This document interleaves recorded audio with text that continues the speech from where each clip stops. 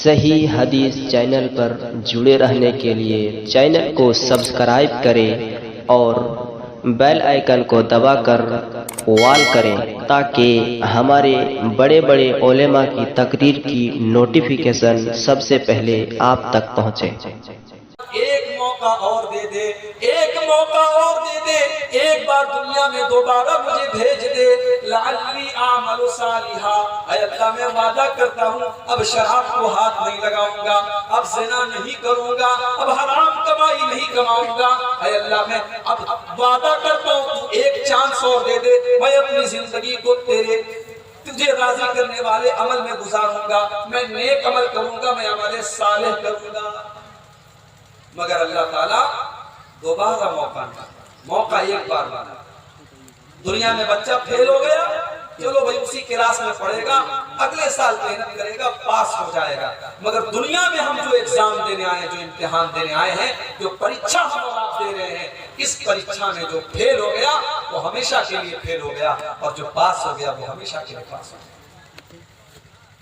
इंसान तमन्ना करेगा, अल्लाह एक मौका और दे दे, मैं वादा करता हूं मैं तुझे राजी करने वाला अमल करूंगा। अल्लाह फरमाएगा कल्ला, हरगिज नहीं, इन्नहा कलिमतुन हुवा काइलुहा, मेरे बंदे ये तो तेरी एक बात है जो तू कह रहा है, अब तुझे दुनिया में दोबारा जाने का चांस नहीं मिलेगा। व मिन वराइहिम बरज़खुन इला यौमि युबअसून, अब तो कयामत तक तुझे बरज़ख की जिंदगी गुजारना है, अब तो तुझे कब्र के अंदर रहना है, अब तुझे अज़ाबे कब्र का मजा चखना है, अब तुझे दुनिया में जाने का दोबारा मौका नहीं मिलेगा। फिर और आगे बढ़ो, जब अल्लाह ताला जन्नत और जहन्नम का फैसला कर देगा, और जहन्नमी जब जहन्नम के पास लेके उनको लेके जाया जाएगा, और जहन्नमी जब जहन्नम को देखेंगे तो क्या कहेंगे? वलौ तरा इज़ वक़िफ़ू अलन नारी, और ऐ नबी काश आप वो मंजर देखें जब जहन्नमियों को जहन्नम के सामने खड़ा किया जाएगा। जब जहन्नमी जहन्नम को देखेंगे फ़क़ालू या लैतना नुरद्दु वला नुकद्दिब बिआयाति रब्बिना व नकून मिनल मुमिनीन, तो जहन्नमी जहन्नम को देखने के बाद कहेंगे ऐ काश हमको दोबारा दुनिया में भेज दिया जाए, काश दोबारा अल्लाह ताला दुनिया में भेज दे। अब हम वादा करते हैं हम ईमान वाले बन जाएंगे, हम ईमान वाले बन जाएंगे, अब कोई गलत काम नहीं करेंगे, अब कोई नाजायज काम नहीं करेंगे। अल्लाह फरमाता है बल बदा लहुम मा कानू युखफून मिन क़ब्लु, नहीं ये जहन्नमी सच्चे दिल से ये बात नहीं कह रहे हैं, बल्कि ये अल्लाह के अजाब को देखने के बाद ऐसा कह रहे हैं। वलौ रुद्दू लआदू लिमा नुहू अन्हु व इन्नहुम लकादिबून, ये जहन्नमी झूठ बोल रहे हैं, अगर इनको अल्लाह ताला दोबारा दुनिया में भेज देगा ये फिर से गलत काम करेंगे, ये फिर से अल्लाह ताला को नाराज करने वाले काम करेंगे, ये झूठ बोल रहे हैं, ये सुधरने वाले नहीं है, ये तो जहन्नम को देख करके डर गए हैं, इसलिए ऐसी बात। तो मेरे भाइयों, अक्लमंद वो है जो मरने के बाद की जिंदगी की तैयारी।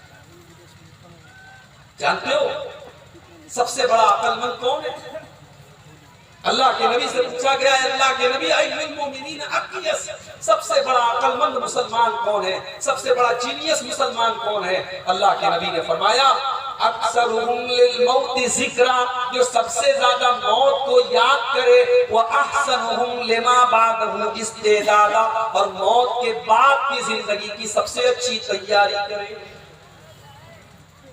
भाई 40 साल की जिंदगी के लिए इतनी मेहनत हो रही है, 50 साल की जिंदगी के लिए इतनी मेहनत हो रही है, और जहां जाने के बाद दोबारा वापस नहीं आना है, जहां जन्नत है तो हमेशा जन्नत है, जहां जहन्नम है तो हमेशा जहन्नम है, वहां की जिंदगी की कोई तैयारी नहीं। दुनिया में गर्मी लगती है, हम अपने घर में पंखा चला लेते हैं, अल्लाह ने पैसा दिया है तो एसी भी लगवा लेते हैं, ठंडा पानी पीते हैं ताकि गर्मी ना लगे। मेरे प्यारे भाइयों, आखिरत की जिंदगी में जब ये सूरज जो आज 9 करोड़ 30 लाख मील दूर है, जब ये सूरज 1 मील की दूरी पर होगा और गर्मी से हम सबका दिमाग खोल रहा होगा, मेरे प्यारे भाइयों, कयामत के दिन की गर्मी से बचने के लिए हमने कौन सा इंतजाम किया है? कयामत के दिन की गर्मी से बचने का हमारे पास कोई इंतजाम नहीं। कयामत के दिन जब इंसान पसीने में डूबा हुआ होगा, उस दिन की गर्मी से बचने के लिए हमारे पास कोई इंतजाम नहीं। दुनिया में हमने घर बना लिया, मकान बना लिया, बच्चों के लिए प्रॉपर्टी खरीद ली। हमको पता है जिस दिन मर जाएंगे हमारा जमीन जायदाद प्रॉपर्टी सब छोड़ के जाना पड़ेगा, कुछ भी साथ में लेके नहीं जाएंगे। कल कयामत के दिन जब अल्लाह ताला अपने कुछ बंदों को जन्नत में और कुछ बंदों को जहन्नम में डालेगा, उस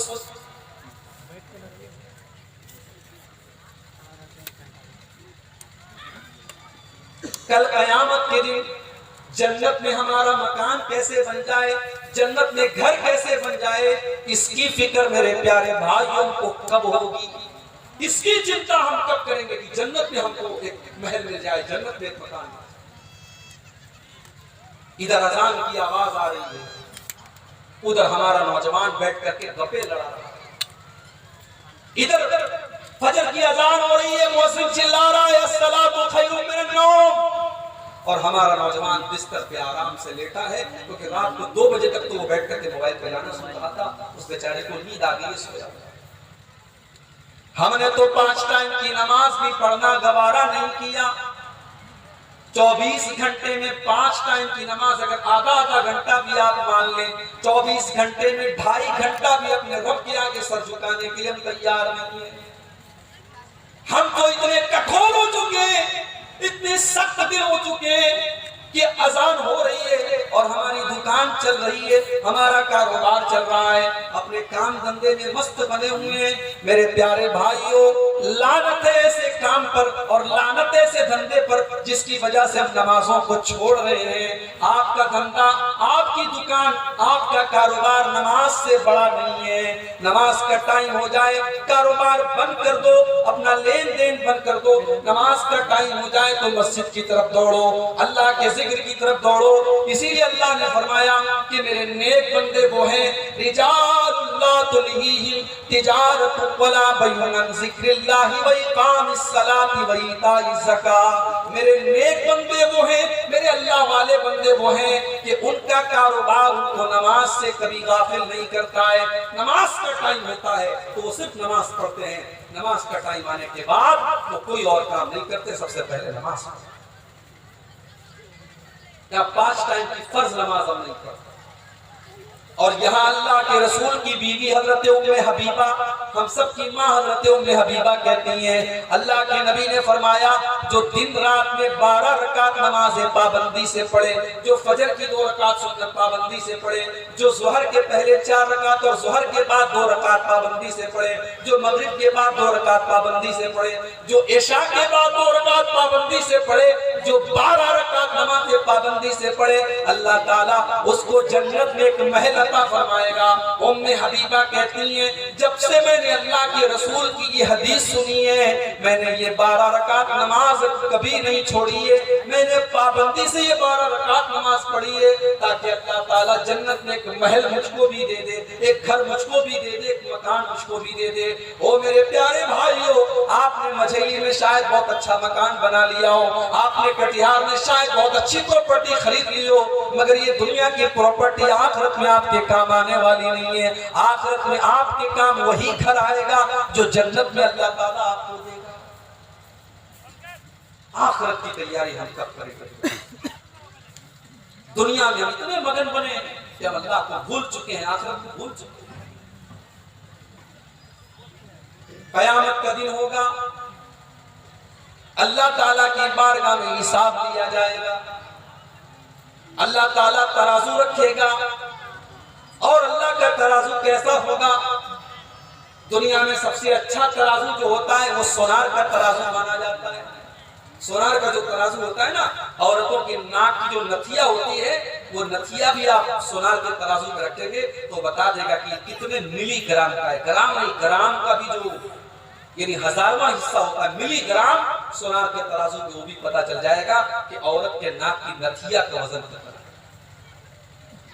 जानते हो अल्लाह का तराजू कैसा होगा? अल्लाह का तराजू कैसा होगा? अल्लाह फरमाता है वनज़उल मवाज़ीनल क़िस्त लियौमिल क़ियामा, कल क़यामत के दिन हम इंसाफ का तराजू रखेंगे। फला तुज़लमु नफ्सुन शैया, और उस तराजू के ऊपर किसी के साथ कोई अन्याय नहीं होगा, किसी के साथ कोई जुल्म नहीं होगा। वो इन कान मिस्क़ाल हब्बतिन मिन खरदलिन अतैना बिहा, और एक राई के दाने के बराबर भी तुमने कोई अमल किया होगा, राई के दाने के बराबर भी तुमने कोई नेकी की होगी, और राई के दाने के बराबर भी तुमने कोई गुनाह किया होगा। अतैना बिहा, तो उस तराजू पर सामने आ जाएगा। वकफा बिना हासिबीन, मेरे बंदो जब हम तुम्हारा हिसाब लेंगे तो पूरा पूरा हिसाब लेंगे, हम हिसाब भरपूर लेंगे। अल्लाह हिसाब ले। जिंदगी में हमने राई के दाने के बराबर भी अगर कोई गलत काम किया, अल्लाह के तराजू का वो हिसाब